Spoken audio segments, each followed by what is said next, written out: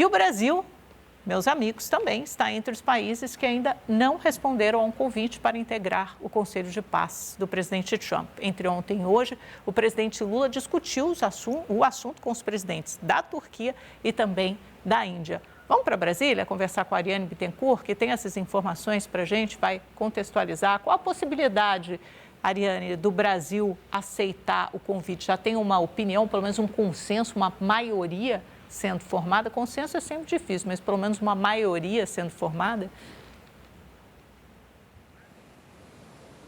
Oi, Amanda, boa tarde para você e para todo mundo que está nos acompanhando. O Brasil continua com a chamada cautela diplomática, não é? O que dá para dizer é que as possibilidades de uma resposta às pressas, elas são a cada dia mais remotas. O governo brasileiro tem adotado toda a cautela, tem esperado para acompanhar as manifestações de outros países ao redor do mundo e também para conseguir mais detalhes sobre a real intenção desse Conselho da Paz anunciado por Donald Trump. Então, o que o governo brasileiro tem feito, pelo que a gente pode apurar aqui no Palácio do Planalto e também no Itamaraty, é esperado. O Brasil tem estudado as possibilidades, mas há várias preocupações com pontos como a possível concorrência com as Nações Unidas, um possível ponto de um conselho que seja muito mais personalista do que, de fato, preocupado com a solução de conflitos em regiões conflagradas ao redor do mundo.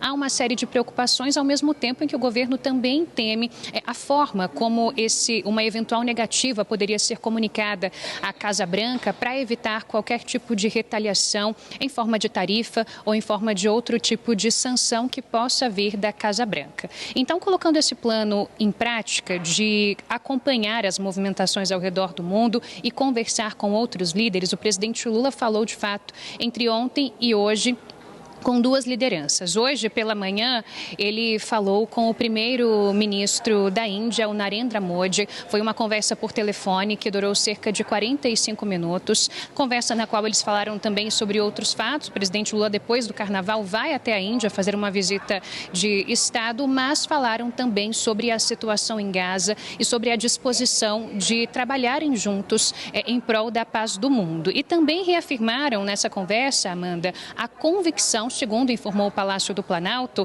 a respeito da necessidade de uma reforma abrangente das Nações Unidas e de seu Conselho de Segurança. Lembrando que Narendra Modi também foi convidado por Donald Trump para participar do Conselho da Paz, mas oficialmente ainda não aceitou ou recusou esse convite. Então, uma espécie de sondagem também feita pelo presidente Lula com o primeiro-ministro da Índia. E ontem, o presidente Lula falou por telefone com outra liderança. Foi um contato que ele teve com o Recep Tayyip Erdogan, presidente da Turquia. Esse sim foi convidado e já aceitou o convite de Trump, e os dois ali naquela conversa também falaram sobre a situação em Gaza. Então Lula continua mantendo esses diálogos para tentar definir a estratégia do governo brasileiro, se por um sim ou por um não. Lembrando que o governo entende, Amanda, que se essa espera for frutífera, é possível que dê para perceber quais serão as respostas de outros líderes, e essas respostas com muitas negativas podem por si só já esvaziar o Conselho, de modo que o Brasil tenha aí menos problemas na hora de comunicar algum tipo de recusa. Outro ponto para devolver para você, Amanda, diz respeito às movimentações no Congresso Nacional. Eu hoje acompanhei uma entrevista coletiva de imprensa concedida pelo presidente da Apex Brasil, o Jorge Viana, justamente sobre as tratativas que têm acontecido com relação a, obviamente, esse conselho, mas, sobretudo, com relação ao acordo entre Mercosul e União Europeia, que é outro assunto que está aí chamando muito a atenção do governo brasileiro. E o Jorge Viana disse que, em conversa com o presidente do Senado, Davi Alcolumbre, eles acertaram que, com a retomada dos trabalhos legislativos, a aprovação desse acordo no Congresso vai ser prioridade para Davi Alcolumbre. Ele teria se colocado, inclusive, à disposição para compor uma comitiva que vai viajar até a Europa para uma visita oficial ao Parlamento Europeu, justamente com esse objetivo de levar adiante tratativas e tentar destravar esse acordo. O Davi Alcolumbre também se comprometeu, viu, Amanda,